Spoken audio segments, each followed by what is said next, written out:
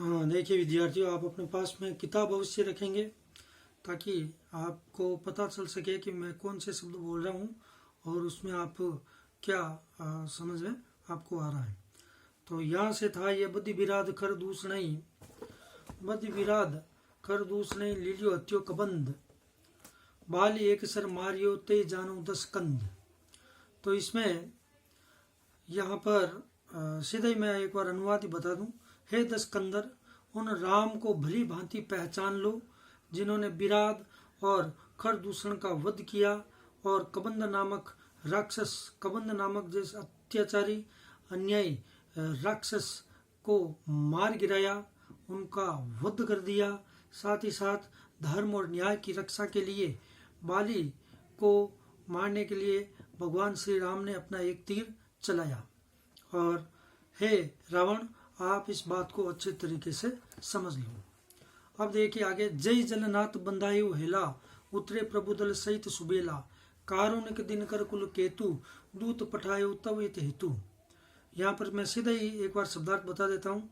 जय यानी जिन्होंने, जलनाथ का अर्थ है समुद्र, बंदायु बांध दिया, पुल बना दिया, हेला खिलवाड़ में, सहज ही, दल सेना, दल का अर्थ है सेना, सुबेला समुद्र तट, कारुणिक करुणावान, दिनकर कुल केतु यानी सूर्यवंश रूपी ध्वजा। यहाँ पर रूपक अलंकार हैं।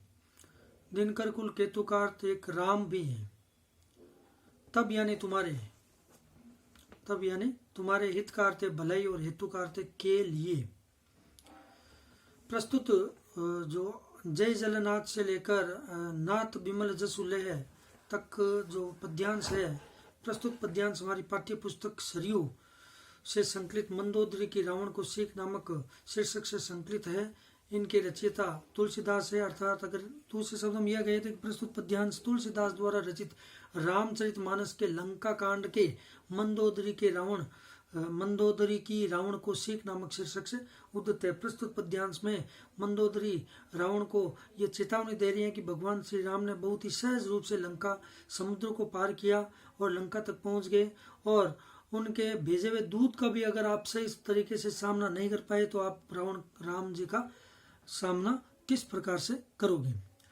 अब देखिए, मंदोदरी राम की शक्ति और प्रताप का स्मरण करते हुए कहती हैं कि जिन राम ने समुद्र को खिलवाड़ की भांति बांध दिया, मतलब बहुत ही सहजता से बांध दिया, और पुल बनाकर अपने दल बल सहित वो समुद्र को पार करके लंका पर आ गए, और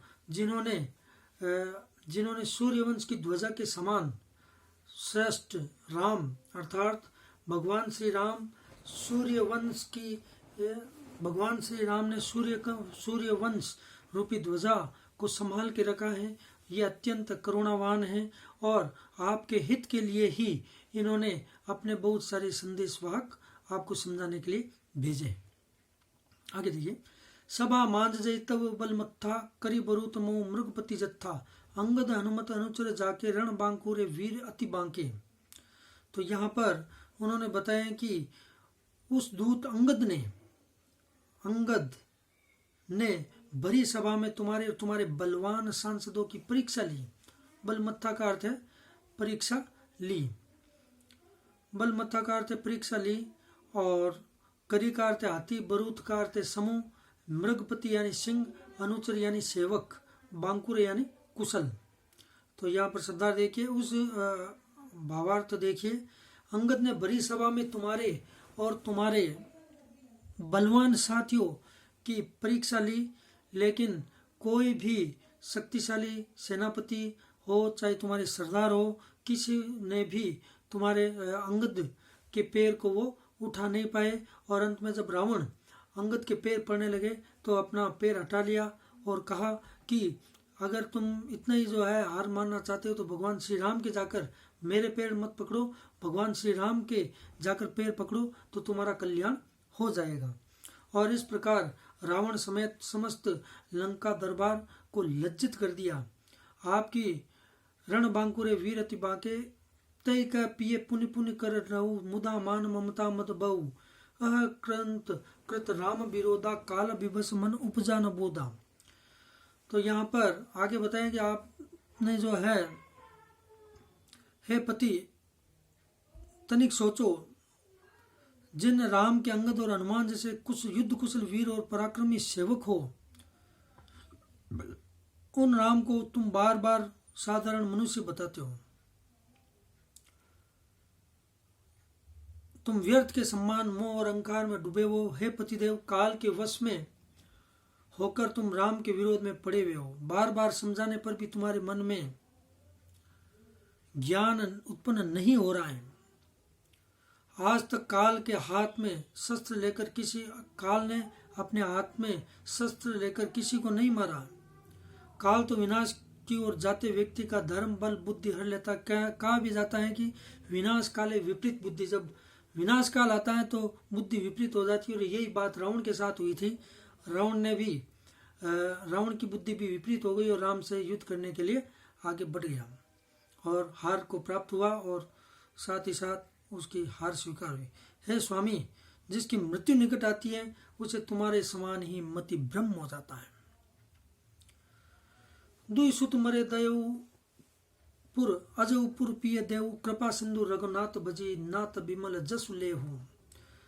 का अर्थ है, साई का अर्थ स्वामी, नाई का अर्थ समान, द है ऊ यानी जल गया, पुर यानी त्यागना। आपके दो पुत्र मारे गए। दुई सुत मरे दहुपुर, दो पुत्र मारे गए, लंका जल गई, और अब आप झूठे अहंकार को त्याग दीजिए और सच्चे मन से कृपा के सागर भगवान श्री राम की भक्ति करो। भजी का अर्थ भक्ति, नाथ बिमल जसु लेव, और इसी से आपका संसार में सच्चा यश फैलेगा। जसु का अर्थ यश। तो भाषा साहित्य का अवधि है, कथन शैली प्रबोधात्मक और व्यंग्यात्मक है। भाषा अवधि मैंने आपको बताई दिया है।